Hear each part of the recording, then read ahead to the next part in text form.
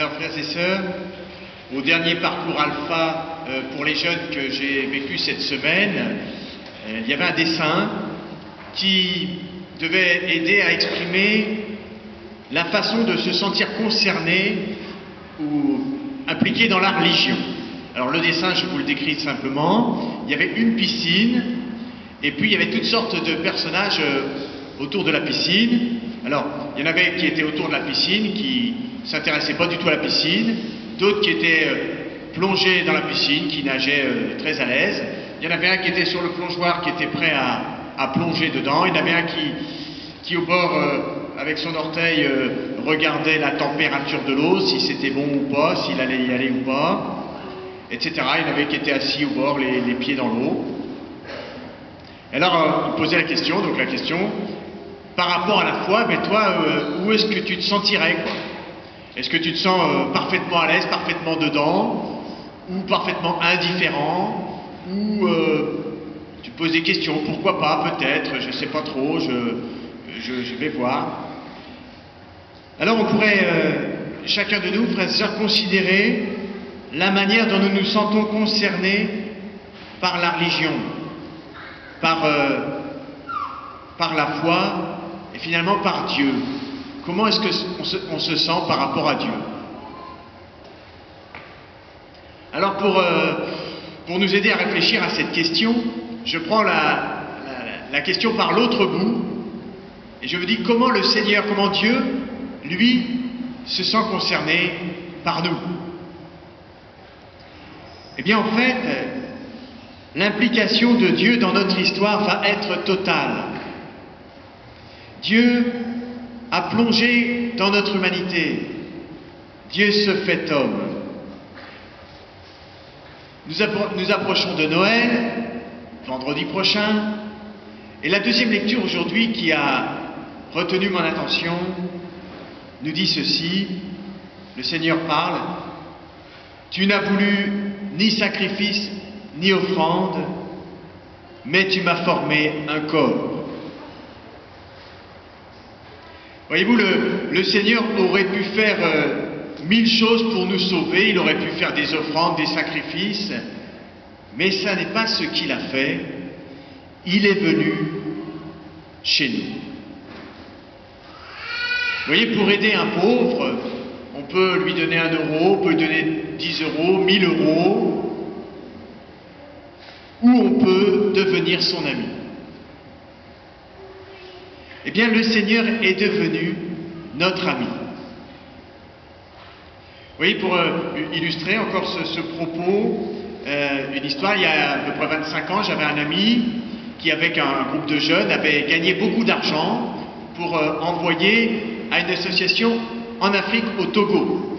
Et au moment d'envoyer cet argent, beaucoup d'argent, les 2 Togolais qui s'occupaient de cette association, qui étaient un couple exceptionnel, a répondu à mon ami, en fait, on préférerait qu'avec votre argent, vous vous achetiez des billets d'avion et que vous veniez nous rendre visite. Évidemment, si on prenait cette option, il n'y aurait plus d'argent pour le Togo. Mais seulement, ils deviendraient amis. Ils deviendraient amis. C'est tout à fait différent, et on pourrait presque dire, ça n'a presque rien à voir. Ça n'a rien à voir. Eh bien, c'est comme ça que Dieu est venu à nous. Telle est la relation avec Dieu. À l'approche de ce mystère de Noël, où Dieu vient totalement jusqu'à nous, c'est l'occasion nous-mêmes de nous poser cette question.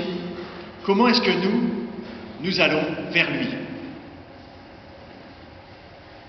Vous voyez, Dieu n'a pas besoin de nos œuvres, il pourrait presque tout faire lui-même, sauf une chose, c'est qu'on veuille lui donner notre amour.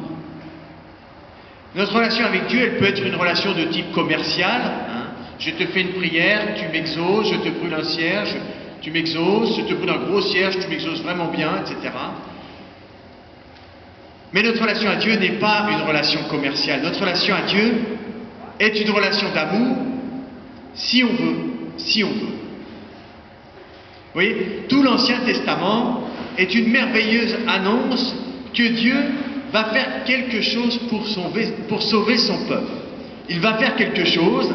Alors il y a un certain suspense pendant quelques centaines d'années. Il prépare son peuple. Et finalement, qu'est-ce que va faire le Seigneur pour son peuple? Il va lui faire un cadeau incroyable. Il se donne lui-même. Il se donne lui-même. Alors vous voyez, dans le mystère de Noël, dans la relation entre Dieu et les hommes, entre Dieu et son peuple, il y a un changement radical, un changement qualitatif complet, incroyable. Pour illustrer, encore une fois, je prends une autre relation, prenons Roméo et Juliette, qui sont amoureux, bien sûr. Ça n'est pas les bijoux que Juliette attend de Roméo, pas seulement. Ça n'est pas la beauté de Juliette que Roméo espère. Ce qu'ils veulent, c'est que l'autre leur donne leur cœur. C'est une relation amoureuse. Ils veulent le cœur de leur amoureux. Et une fois encore, ça n'a presque rien à voir. Il y a un changement radical dans la relation.